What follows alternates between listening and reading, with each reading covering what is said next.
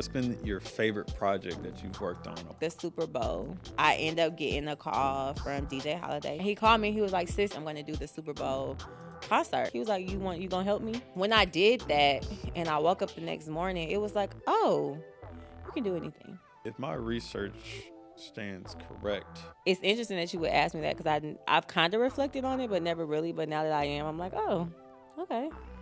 That shaped you. I got into Hampton on a visit. Like I said, I love TV, so it's like, oh, I'll just go to a different world. Like, that's fine. College is not about just your education and just learning. It's about structure. It's about showing up somewhere without someone waking you up. It's about accountability. It's about integrity. It's not for everybody, but because people are not going, people are not learning these skills. And we were co-creators with T.I. of the Trap Museum. We did Motel 21. Atlanta is a special place. I'm not using my degree. Like, I'm not really doing anything. I'm going to start a show. But I shot it at Cam Studio. Like, I was the first person to shoot at Cam Studio. How are you becoming a producer? Like, is there anything that you're learning? Are there people you're calling about, like, hey, actually kind of building your abilities and skills there?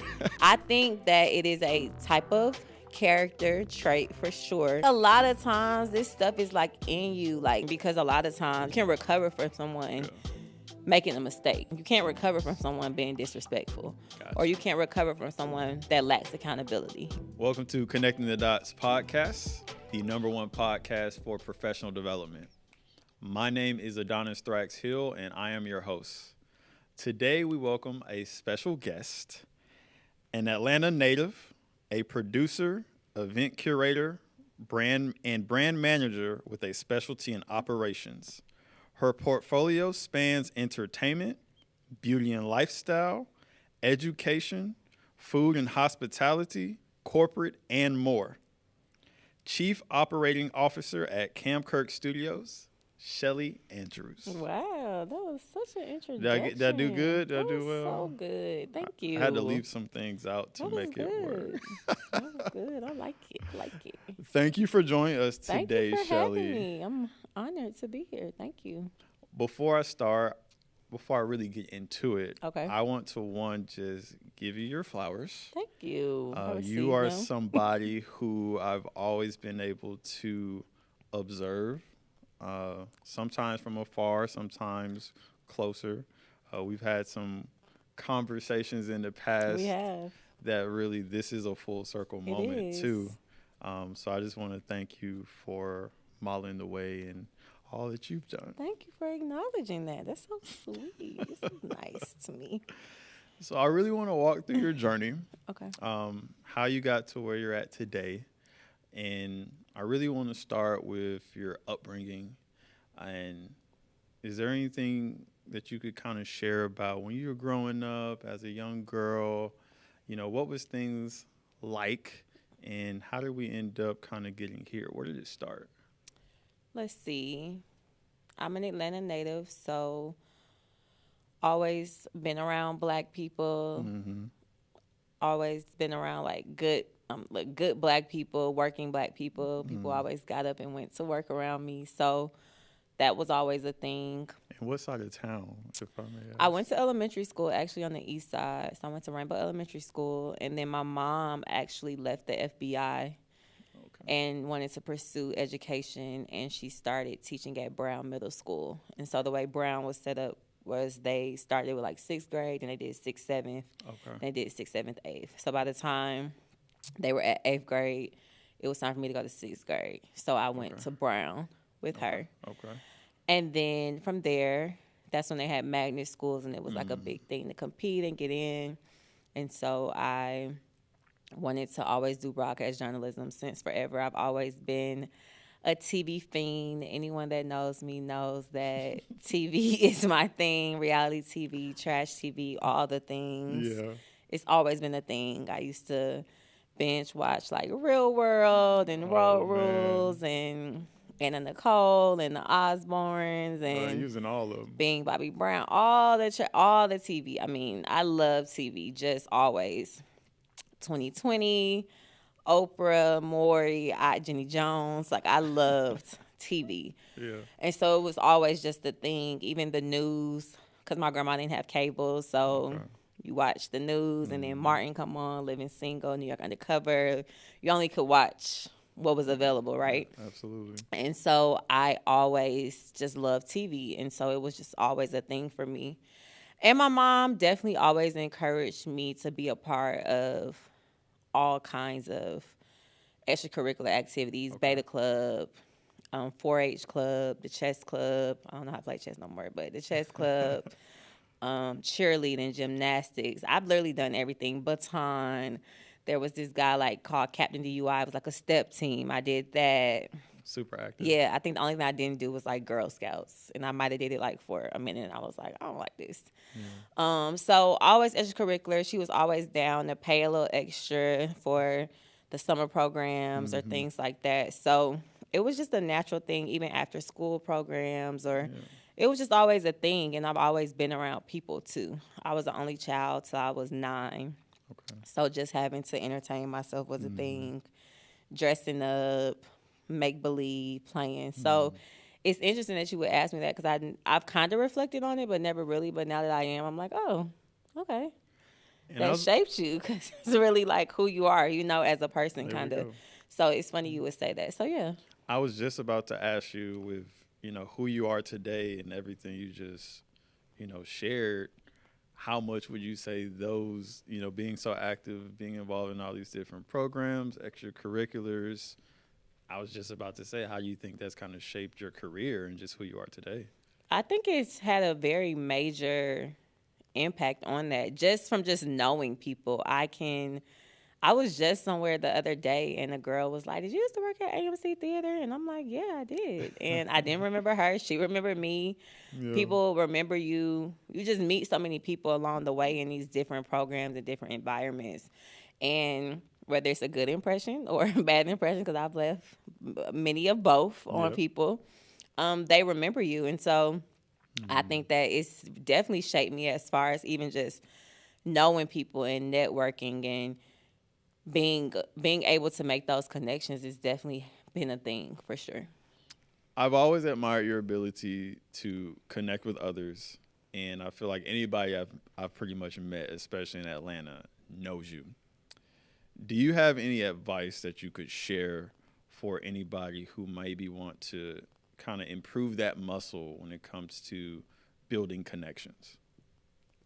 It's so interesting, because when I guess like my older friends, like a Kirsten Daniel or somebody will bring, and I'm like, I don't know who that is. Like, I have no idea who you're talking about. And she's like, Shelly, what do you mean? Yeah. But then I also think about, like I said, I was always involved in things. So like I went to algebra camp, and algebra camp was at Price Middle School. And it's like all of APS. So you got people from Bunch and people from Inman and people from Sutton and all these different places, and you're just there. And I mean, it's like a fun time, like things like that. And so 10 years or 15 years later, maybe 20 years later, I'm at a football game and I see a guy, and he used to be so mean to me and just joan me and just go in on me, but it was nothing but love. So when I think about those type of instances, it's like it's not intentional, because you're a kid, you know? So you're just more so, it's about, I feel like, the impact that the parents have, because we wouldn't have been there without the parents, whether it was they needed a break, they didn't have nowhere to send you, it was free, it was exposure, whatever the reason was, you're there. And so you really don't have a choice. Either you're going to not enjoy it. And there are times where I've been in different environments where it's like, I don't know why I'm here, and you, at that point, I'm in the 7th grade, I may not know what I'm getting from it, but years later, I had like a best friend from there we still connect today, or things like that. And we look back like, we met at algebra camp. That's so funny, you know? So I think it's not on purpose. I don't connect with people on purpose.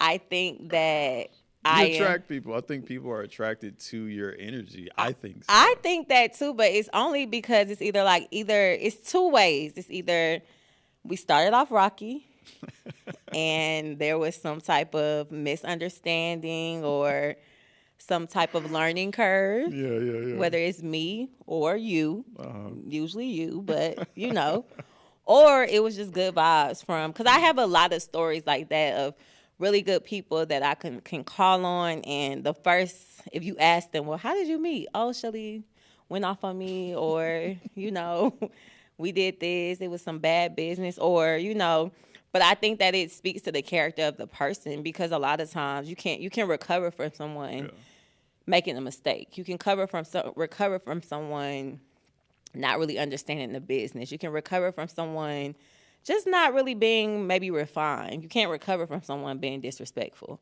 Gotcha. Or you can't recover from someone that lacks accountability, And so I think the relationships that I am able to maintain or continue to maintain just come from just genuineness and realness. And, I don't like fake people, Adonis, as you know. Mm-hmm.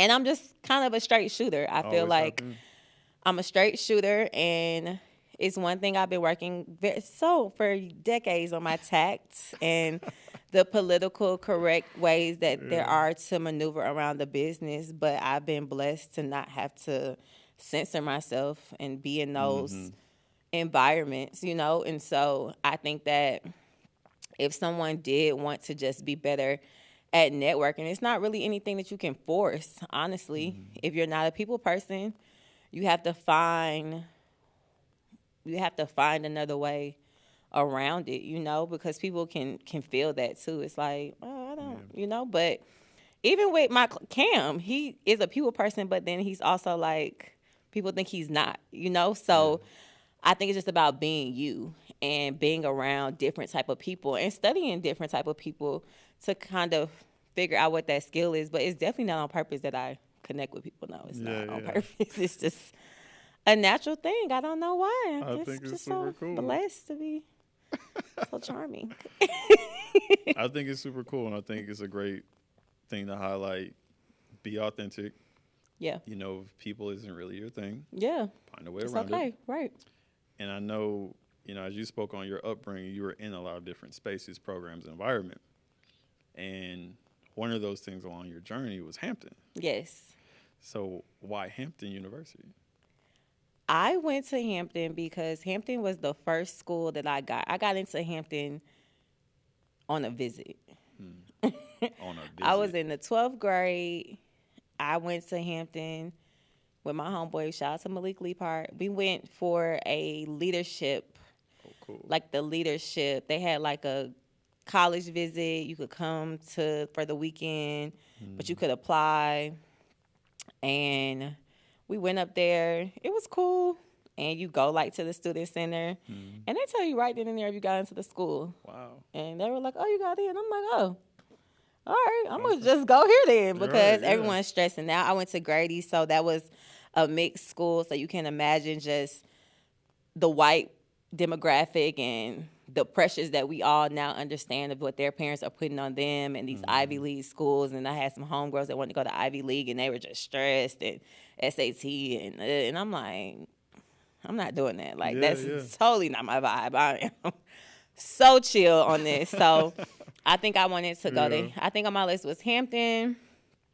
I think I had NYU, and my mom was like, you're not going all the way to NYU.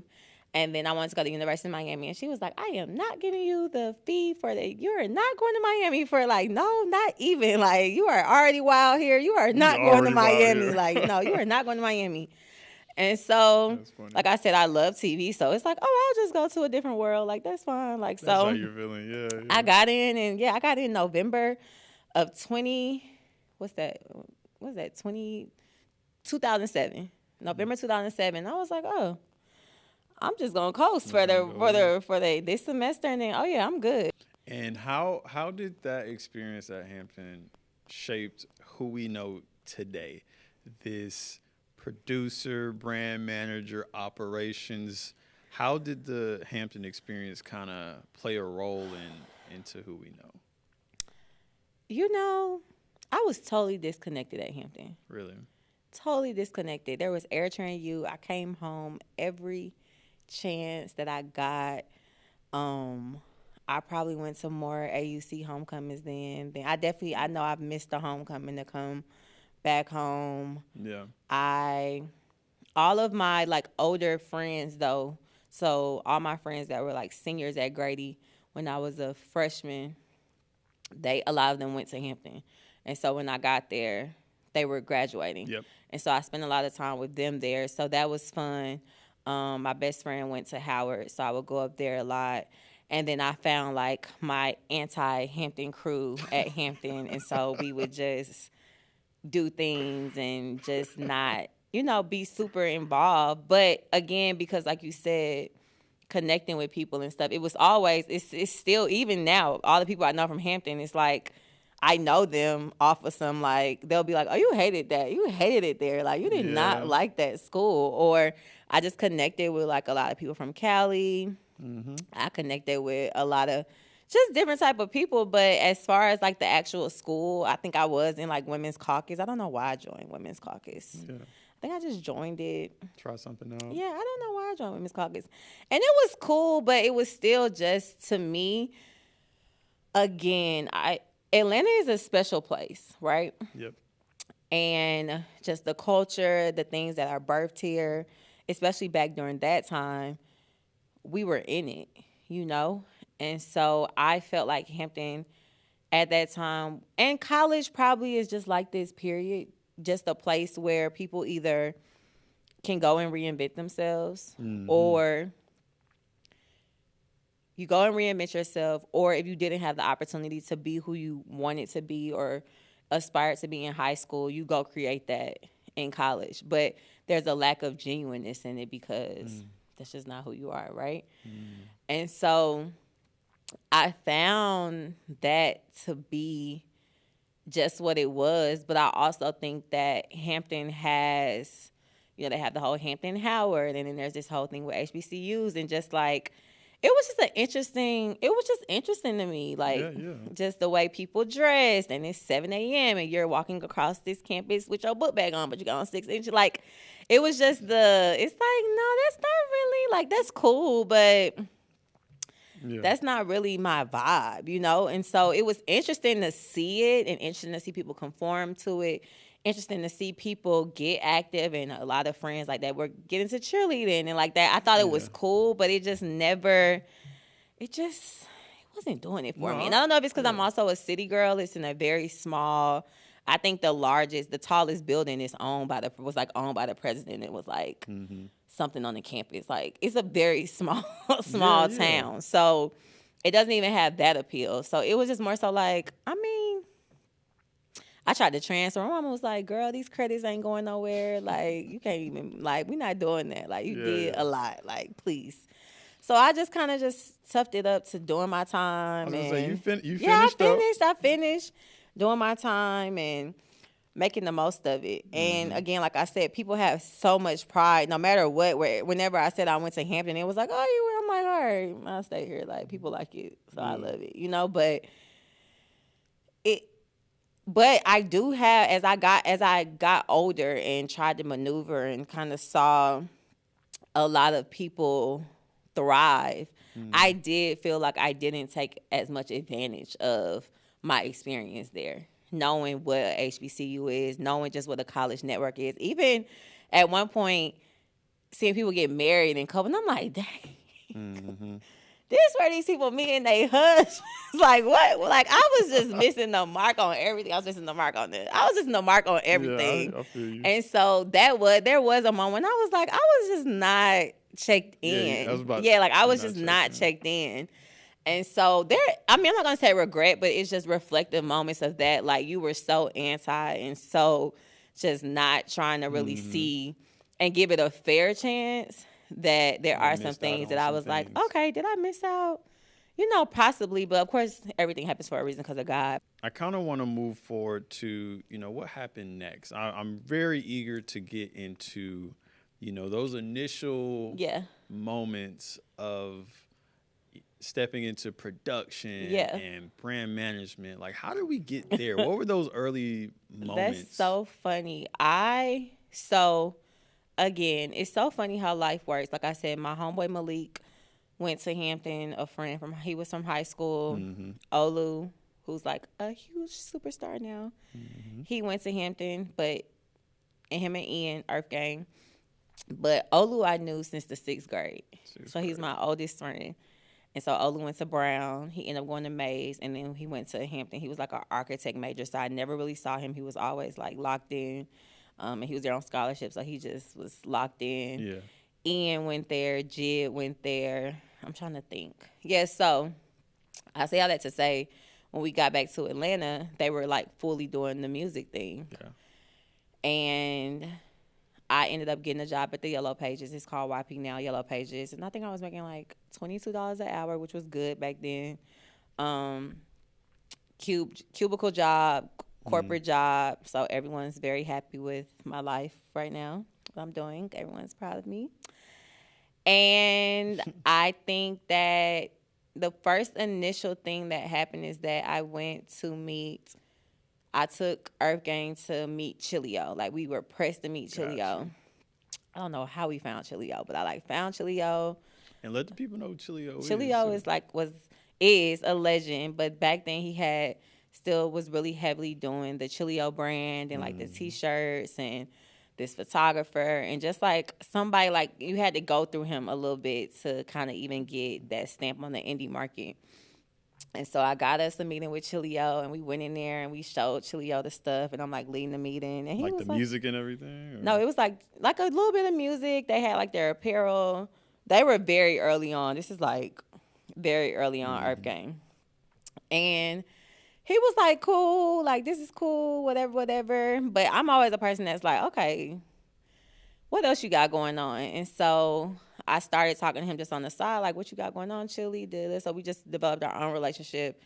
And so I would kind of act as a rep to Earth Gang, but kind of not really. It was just like partying, like, just with your friends. Like, that's just what we were doing. No one had like a job for real. So that's what we would just do, is kind of just be around South by Southwest. I mean, it's so many small things when I started thinking about that led up to that moment. And then something happened, and I was like, you know what? I'm not using my degree. Like, I'm not really doing anything. I'm going to start a show.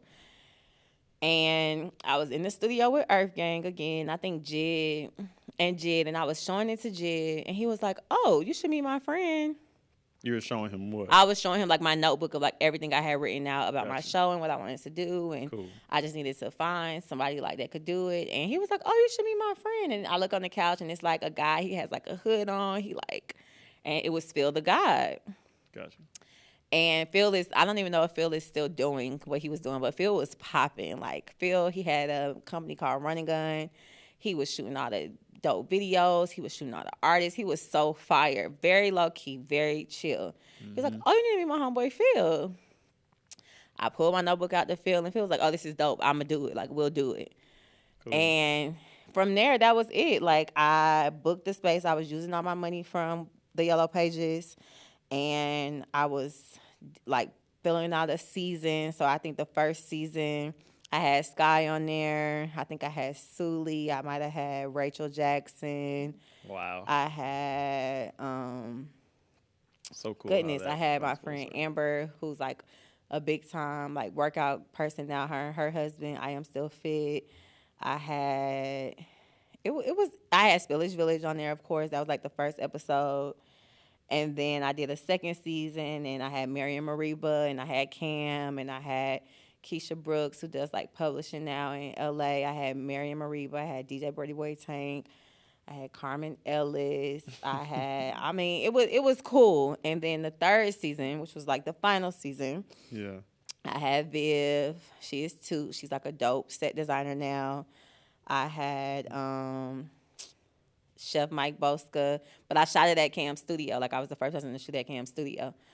And so that's really what kind of just took everything off. And it's crazy when I think about like the people that wanted to get on the show, that I was like kind of being like, bitch, you still in there like blown up now. So I'm like, oh, what's wrong with you, girl? But I didn't really know what I was doing. I was just like, I work parallel. Like, I'm not really I'm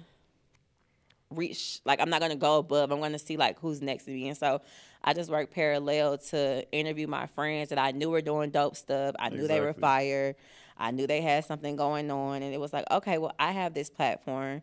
Let me do that. But I didn't understand YouTube. I didn't understand, like, I could have just been chilling right now if I would have just, but you live and you learn. But that was back in the day, though. Like, Mm-hmm. that's like 2013.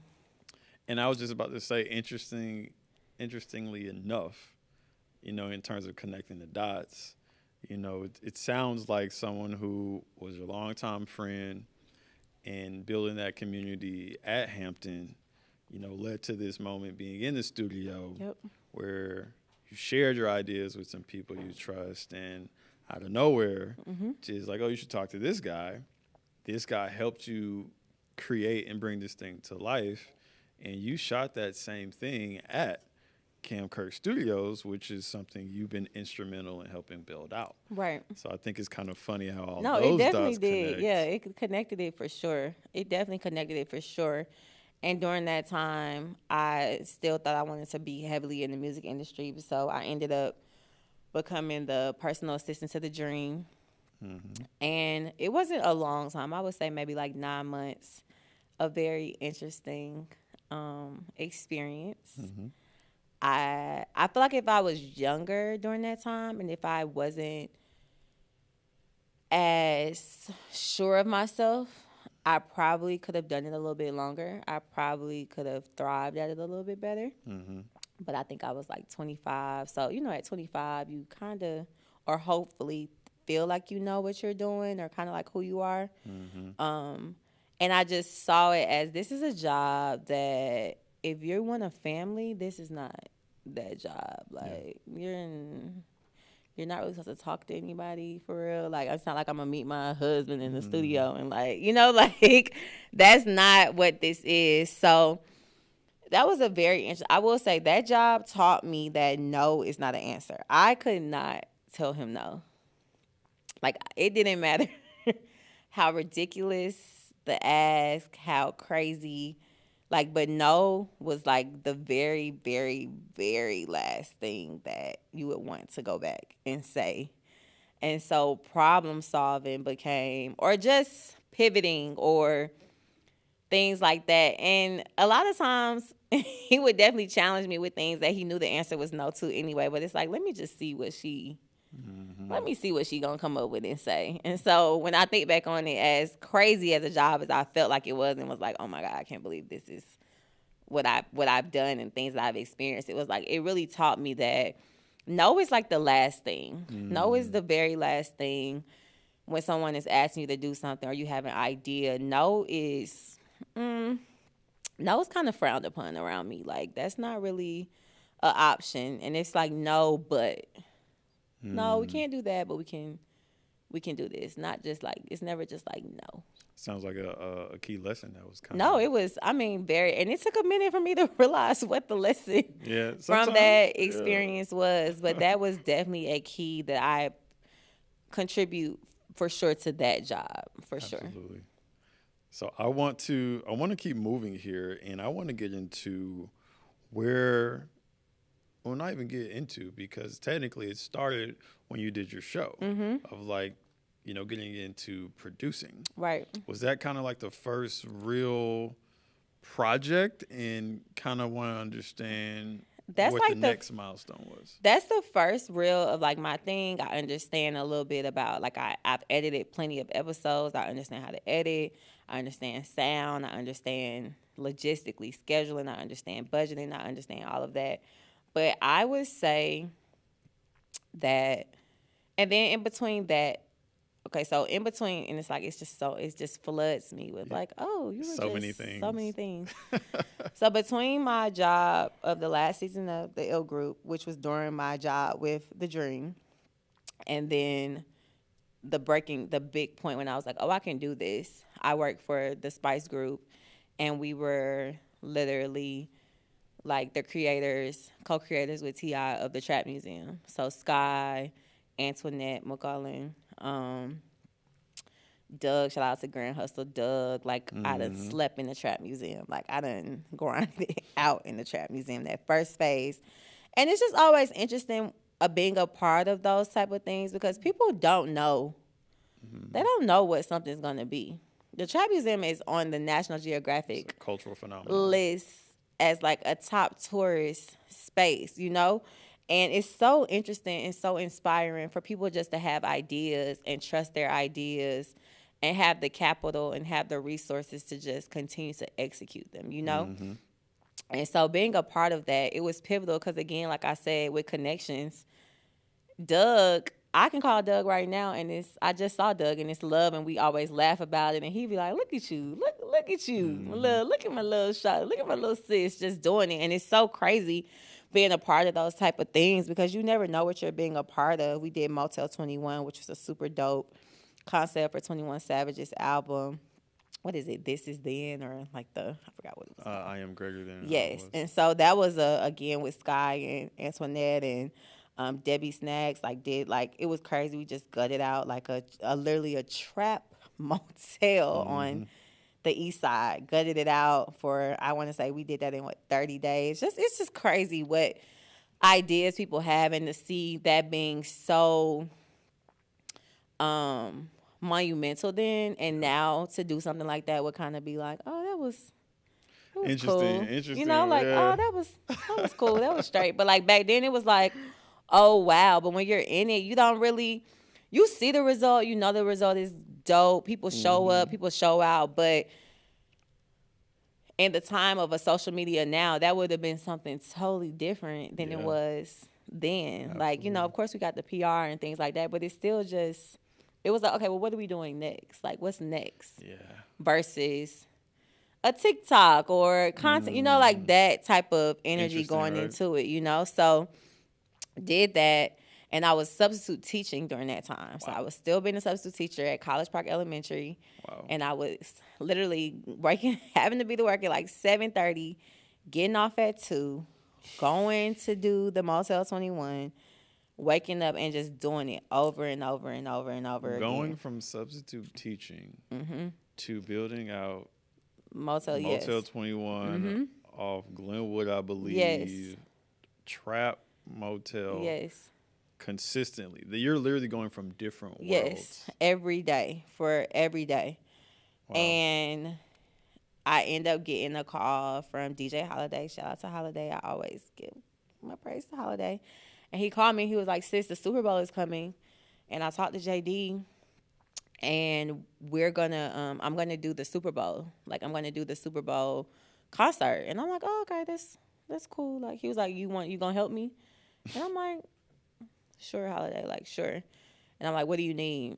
And he's like, oh, well, here's all these artists. Here's all their contacts. And we need to get them. Like, we need to get them confirmed. And I'm like, oh, okay, like, all right.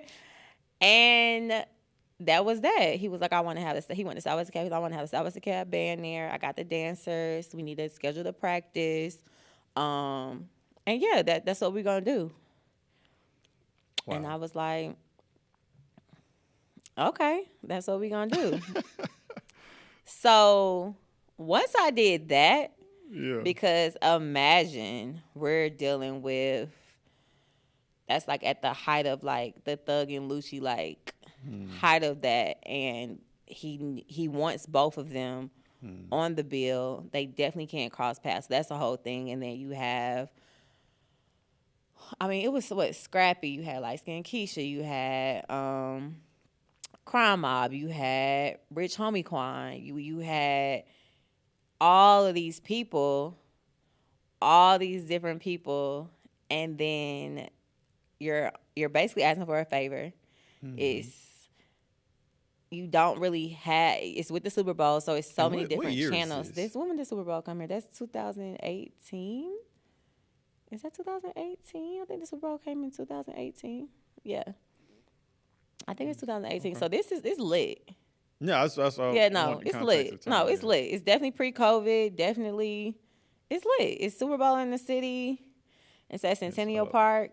And we did it in a very short amount of time, too. So, again, holidays depending on me because he's still working. You know, he's still working at this. I want to say he was at 94.5 then maybe. And I'm talking to managers, talking to people that don't have managers, trying to nail down people. Can't really get them a time. Shout out to Ferrari, too, because Ferrari we were in the trenches for that. And it was a short amount of time to get all that together. And I remember we had the band practice and at Southwest Cab, and it was like, okay. And then we got to sound check. But mind you, I think I might have quit the substitute because I was like, okay, if I'm doing this, I'll be good. I'll be fine. And I just remember it being a blur. That was such a blur because it was so, the intensity and the adrenaline, it was so high. 30,000 people, when we got the numbers back, it was 30,000 people out there. And we were just going, like the artists were just showing up and just all the things. And when I did that and I woke up the next morning, it was like, oh, you can do anything. I want to give this context. So for that project, you're essentially producing it. Going back to Motel 21, you are on the production team? Yeah, so I was working literally right hand to Antoinette, who was the producer and the creative director of that space. Yes. So these are Trap Music Museum. Production team? Right, yep, with the production team, handling art, trying to get artists quickly out, all the things. So from what we've gathered here, you start off with the talk show, and you've kind of gone on to do these things, and you have so many projects that you've done. I want to ask, how are you becoming a producer? Like, is there anything that you're learning? Are there people you're calling about, like, hey, actually kind of building your abilities and skills there? I mean, it's just always been my thing. I've always been a super organized. Like, I've always wanted to, even when I was younger and I would like play, I always had like notebooks and like writing stuff down. I probably had a planner I recently just not started having a planner, and I feel like my life is just, I need to get back on my planners. But it's just always been a thing, just logistic and just like, okay, that don't really make no sense. Like, that's not doable. Like, that's not going to happen. So I feel like a lot of times this stuff is like in you. Like, it's a common sense job. And so even with assisting, I wasn't the best assistant because Oh, yeah, talk about it. It was like the answer to me is no to that. Like, that doesn't make any sense. Like, no, but it's like troubleshooting. So in that particular portion, I called on Sammy Scott a lot, my good sis. I was calling her like, can you please send me so-and-so's number? Like, please help me. Kirsten Daniel, for sure, because they worked very closely with very high-profile men at that point, at that point. So they understood what I was going through and kind of understood the capacity of the job and just the high level of the job and how important it was. So I learned a lot about just like that, but a lot of it was common sense. And sometimes in those instances, when you're in these type of places, it's so much common sense that it seems wrong. Like, the answer is so simple, and it's like, that is the answer. But you want it to be so deep and so, and it's complex, like, no, it's not that. It's just that, Absolutely. And so I think that, no, I mean, I was around a lot of people that were messing up a lot of stuff, too. Like, a lot of things were being messed up. A lot of money was wasted from my side, where I was like, oh, well, I wouldn't have done that. That never made sense to me, or that never. But that wasn't my scope of work, or I wasn't in that seniority or that level to be able to overspeak. So it's like, oh, y'all just do that, and I'll be here to clean it up, And so I think you learn from that when you're not really in the space of being able to speak up, and you kind of just have to let things play out, which a lot of people can't do because maybe want the credit for being so amazing and whatever, or you just don't understand the politics, because a lot of times you don't talk out of turn. And that's just what that industry is, and you don't talk out of turn unless you're in that space or you have someone that can back you to do that. But a lot of times, whether you're right about it, you talked out of turn, and you made someone feel disrespected or dumb or, you know, like, or you didn't, or there's a certain way to do it. And a lot of times people don't know how to do that. So I think that it is a type of character trait for sure that is required in a personal assistant job, a production job. I don't really think it's anything, you can't really teach it, I don't feel like. And a lot of people have a hard time understanding that. I also think that working a corporate job is very important. And I feel like there is a lot of difference in someone that has either worked a corporate job or went to college for a short amount of time or graduated. Like, there is a big difference if we were to poll just people you may have worked with or people that I've worked with, and just this new generation, like, it's different because, one, the instant gratification of things. Yep. But college is not about just your education and just learning how to get these different understanding for a job. It's about structure. It's about showing up somewhere without someone waking you up. It's about accountability. It's about doing something when no one's watching. It's about integrity. It's about, okay, no, you don't have anyone that's going to clock you every day, but go to class. Go to class. Go to class. Mm-hmm. Okay, I'm not telling you when your work due, but you have a syllabus. Yeah. Are you going to read your syllabus? Like, the accountability, like, that's what college really teaches you. And because it's not for everybody, but because people are not going, people are not learning these skills. There are we all can attest, unless you were just like that student when you got to college, there was a semester or a midterm where you went and talked to and you was like, oh, I got to, like, show up. And it just whips you back into shape, and you never forget that feeling of, I got to tell these people I'm failing.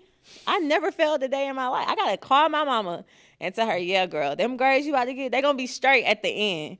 But right now, I was wilding a little bit, you know, but people never have to go through that. So they just learn mediocrity and learn, like, oh, okay, I didn't show up. It's cool. Like, it's not a big deal. And I think that that's really the issue right now with just finding good people to work with you and work for you. It's like they just don't have the skills. But when did you learn them? We got No Child Left Behind. We got people not going to college. And it's no shade, but it's like, that's what I got out of college. That's what I learned out of college, out of Hampton, whether I enjoyed it or not. Whether you enjoy it or not. Whether I enjoyed it or not, I had to go to class. If I wanted to pass, I had to go talk to my teachers. I had to be present in some capacity to be known so my teacher could, yes, she was here. Like, yes, attendance, yes. Yep. You know, and so those skills, that's when you learn them at those pivotal moments, but people aren't doing that. And I don't know where they can get them along the way. If you feel like college isn't for you, I don't really know where you learn them. Maybe internships. I don't know where you learn them. Yeah, that's something we've identified as well. Yeah. And we'll talk more about that. Okay, yeah. I want to ask you this. Okay. As we're on this topic. I want to ask you what are the 3 skills you would say has played the most important factor in your journey? The 3 skills. Top 3 skills. I would say the top 3 skills. So you've done so much. I would say accountability for sure. And accountability is just so hard because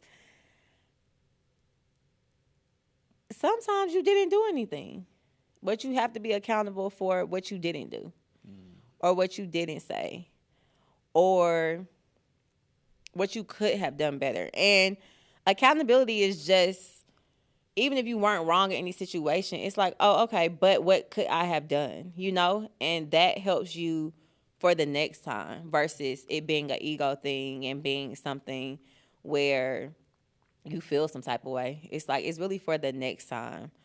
I think the next thing is like writing down and like organization.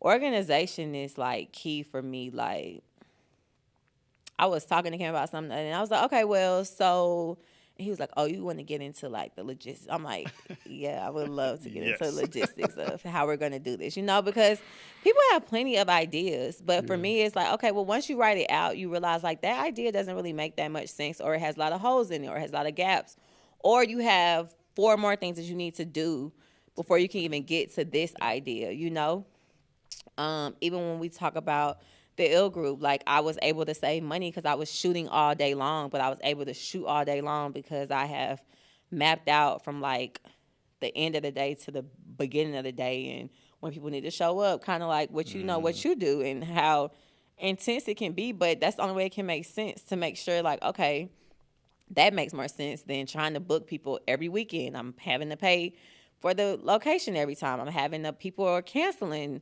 It's not timely. It's not like, all these different things. So I feel like organization. And then the last thing. I love it. Such a producer. I know. The last thing, I would say grace.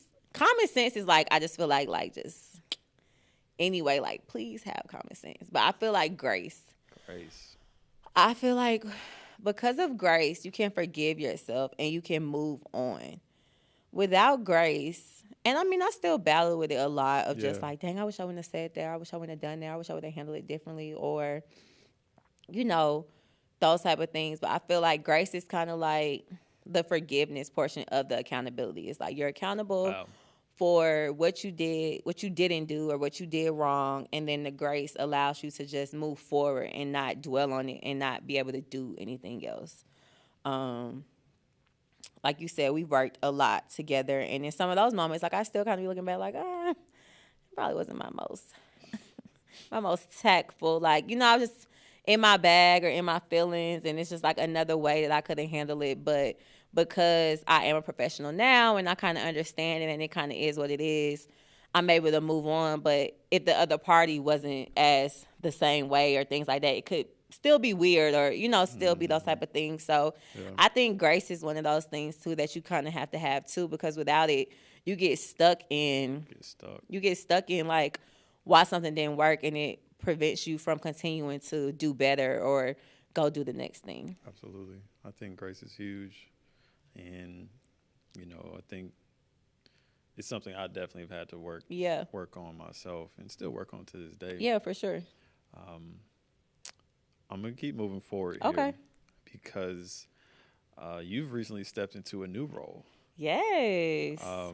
Could you talk about how you got involved with Cam Kirk Studios and, you guys just moved into a new space and you've now stepped into the role as COO. How did that come about? So like I said, I was the first person to book Cam Kirk Studios in 2017. I probably knew Cam since 2009. Shout out to Cam and everything he's Love done. Cam. Man. Everyone knows. Love Cam. Yeah, so I knew Cam, like that's my brother, like that's my homie. Like he's seen me in the worst times and he's seen me in the best times. So, and he's always just been just a good person, like a good, thorough, consistent person. Integrity on 1,000. Just a good person. Self-made. No ego, very respectable, very team driven, very I eat, you eat, not selfish. It's just things I could just go on and on and on and on about Cam. So even with booking the studio, I was like, I don't have anywhere to book. I don't have anywhere to shoot my studio. Like, can I please? And he was like, Shelly, come on, like pull up. So even that, it was like, and he just knows, he's so good at knowing people's value. And he's so good at knowing what people can bring. He's so good at knowing what people can't bring. He's so good at that. And he's really good at giving people the benefit of the doubt, which I am not. So we do really good at playing off of that. Yeah. But he's so good at all of those things. And it was just always so amazing because he continued to do what he said he was going to do. I'm opening the studio. I'm going to do it this way. I'm going to design it this way. I'm going to do the merch. I'm going to do this. I'm going to do this. Like, everything that he said he was going to do, he did it effortlessly. And I'm sure he struggled a lot, but he just did it. And I thought that was just so cool. And so anytime I got into an opportunity or a space where I could give back to the studio or give back to him, I just did that. Like, whether it was, shout out to my homegirl Crystal, and she was doing a lot of liquor sponsorships and stuff like that, and we could do like a lot of different events. So we did like All Star, and we could use the studio, or there was Friendsgiving where we could honor him. It was just always like, I want to give it to Cam because who else? Why not? And I felt like he was still like somewhat of an underdog where people like, if you knew, you knew, but he wasn't like getting the highlights and like what he really deserved for what he had done by himself, you know? And so after a while of doing that, it was like COVID, and he had just kind of did Collective Gallery with Sammy. Shout out to Sammy. We love Sammy. And him, J. Rose, shout out to John. Gotta love John, and Ariel Brooks. They had started Collective Gallery, which is like the first photography label of its kind with Atlantic Records. And I was like, you know what? You should find me something to do over here. And he was like, what you want to do, Shelly? And I'm like, I mean, I don't really know. Like, you know what I'm good at? Like, it don't really matter. I'm not whatever. And he had, like, another guy, Rodney, who was doing, like, accounting, and then Kyle Bailey, who was doing, like, operations. Shout out to Kyle. He's very much holding Collective Gallery down now still. And he was like, and I just started showing up. What's up? And it just kind of took off from there. And so, again, naturally, I just kind of took control of the productions, and it was like, oh, I like the production side, and it was just something I was good at.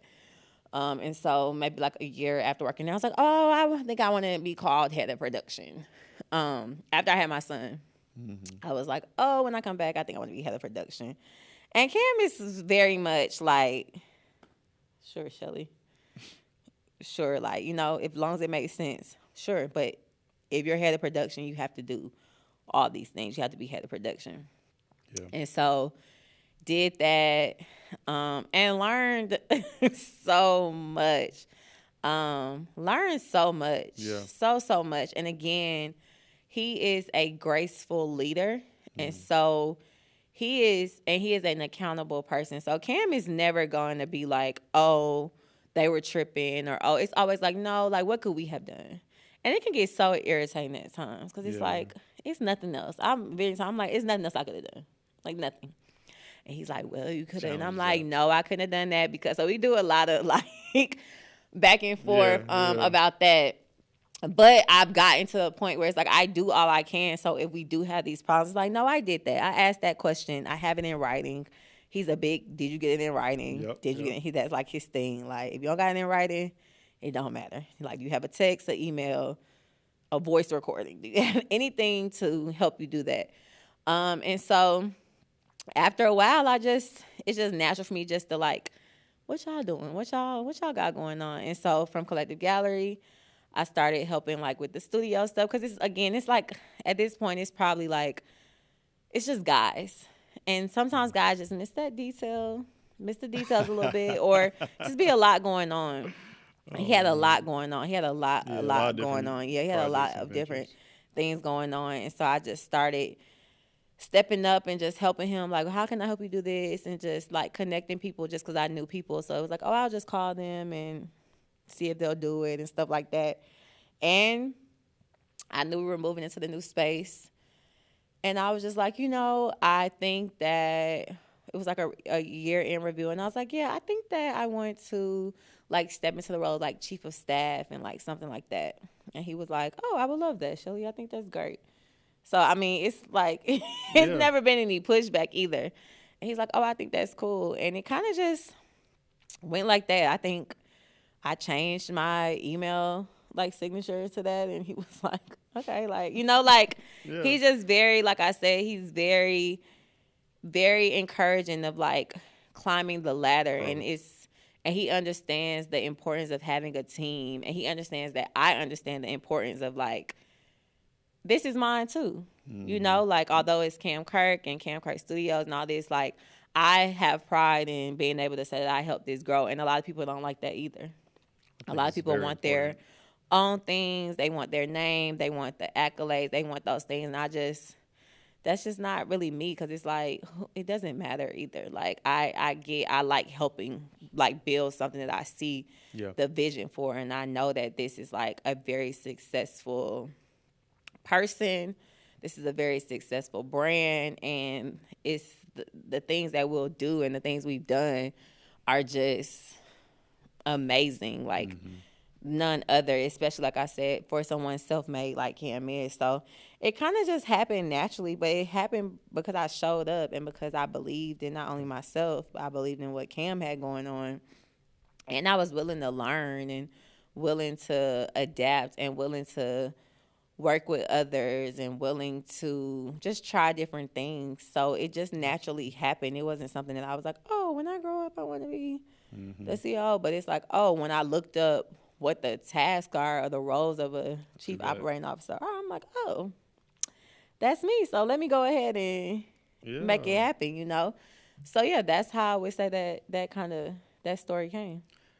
Congrats on Thank that. you. Congrats to all the things Thank you. you guys, Cam, the full team Yes. have done for Atlanta and for the culture. So definitely want to salute you guys in that regard. Thank you. So many things and only so much time. Right.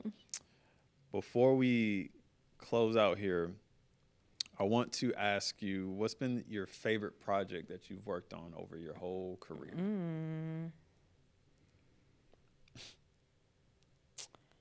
I would say I feel like the Super Bowl was my favorite, just because I didn't understand the caliber at which level I was working at during that time. Yeah. I didn't understand the impact all the way. I didn't understand what I was in charge of. And I think that the naiveness of it all kind of helped me do good at it. Yeah. And it's also the thing that let me know that I could produce at a high level. And so I would say that is probably my favorite. If my research stands correct, Let's see. I want to ask you, how did you feel when the VP of operations for that Super Bowl live show pulled you to the side and commended you for basically being on top of your stuff? I was overjoyed because, one, we went over time, which we weren't supposed to, and she just kind of let it rock and was like, oh, keep going, don't stop, like, let's finish the show. And I just thought it just spoke again. I was 28. So it just again furthermore just solidified what God has for me and what God was leading me to, and just continue to shine that light and what that purpose was, versus chasing any other thing else and trying to be a part of other things and forcing things. It was like, no, just go where I call you, go where you're welcome. Yep. And although it won't always be easy, the end result is going to always shine and be what it's supposed to be, because you're where you're supposed to be. Absolutely. Thank you, Shelly. Is Thank you. there any final thing that you would like to leave with the audience? I know there's so many things we did not cover this go around, but I want to give you that floor.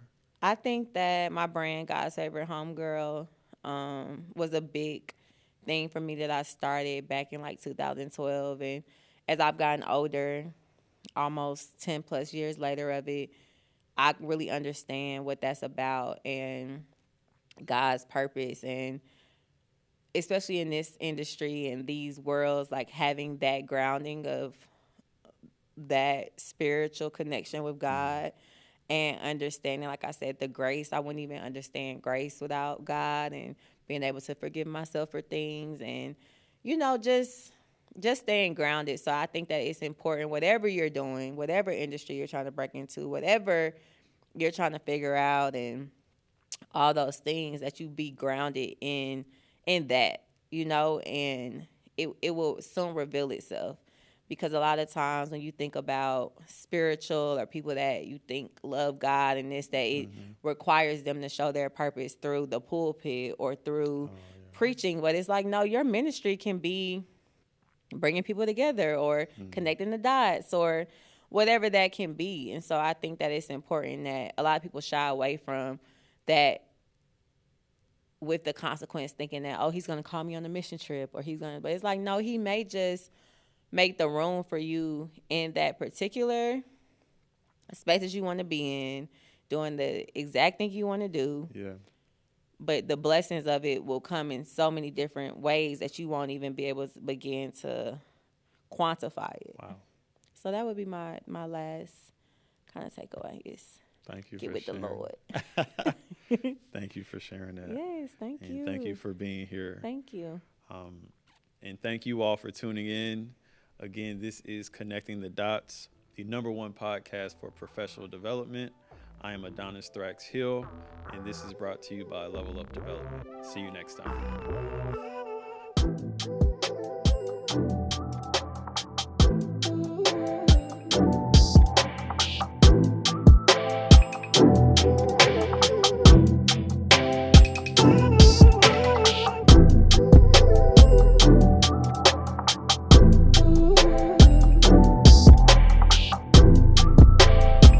Visit levelupdevelopment.world for our full video library and access our professional development resources.